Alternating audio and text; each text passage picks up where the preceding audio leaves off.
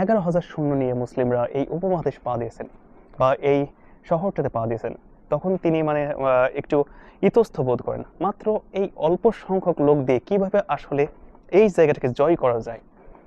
ঠিক তখনই তারিক বিন জিহাদ আপনার জাবালুত তারিকের কাছে যে আপনার 4টা নৌবহর নিয়ে পৌঁছায়, ওই জায়গাটাতে সকল দর্শনার্থীদেরকে এক জায়গায় করে বা আপনার যে সকল তার লোকজন ছিল, আপনার সেনাবাহিনী ছিল, তাদেরকে এক জায়গায় করে তিনি একটা ভাষণ দেন। এদিকে রডারিক যখন শুনতে পারেন যে তারিক বিন জিহাদ এবং মুসা বিন নুসাইরের প্রধান সেনাপতি তারিক বিন জিহাদ এই অঞ্চলটাতে প্রবেশ করেছে, তখন তিনি সেই রাজধানী টলেডো থেকে বিভিন্ন রাজাদের সাথে পরামর্শ শুরু করেন এবং বিভিন্ন রাজাদের কাছ থেকে তিনি কিন্তু সৈন্য সামগ্রী অর্জন করেন, প্লাস ভারী ভারী দামি দামি অস্ত্র কিন্তু সেই সময়টাতে তিনি অর্জন করেন।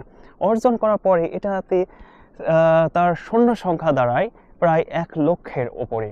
আর এই সংখ্যা শুনে মুসলিম যে সকল 11,000 লোক এসেছিল তাদের ভেতরে একটা ভয় সৃষ্টি হয়। আর ওই ভয়টাকে দূর করার জন্য আপনার তারিক বিন জিহাদ ওই সময়টাতে যে 4টাতে বোটে করে এসেছিল সেই 4টা বোটই আপনার পুড়িয়ে দেয়।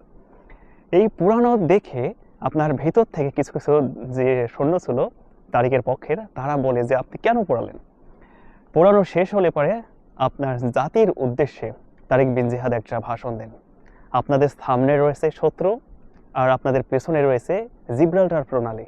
আপনারা যদি কাপুরুষ হন তাহলে এই জিব্রাল্টার প্রণালীর পানিতে ডুবে মরুন, আর আপনি যদি একজন সাহসী বীর মুসলিম হন, বীর মুসলিম যোদ্ধা হন, তাহলে আপনি এই অঞ্চলকে জয় করুন আর আপনি সাহসী সেটার প্রমাণ করুন। তার এই অগ্নিঝরা বক্তব্যতে 11,000-এর মনোবল হয়ে যায় প্রায় 11 লক্ষ মানুষের সমতল। ঠিক আছে, এটা সম্পূর্ণ ছিল মহান আল্লাহর থেকে একটা কুদরত মাত্র।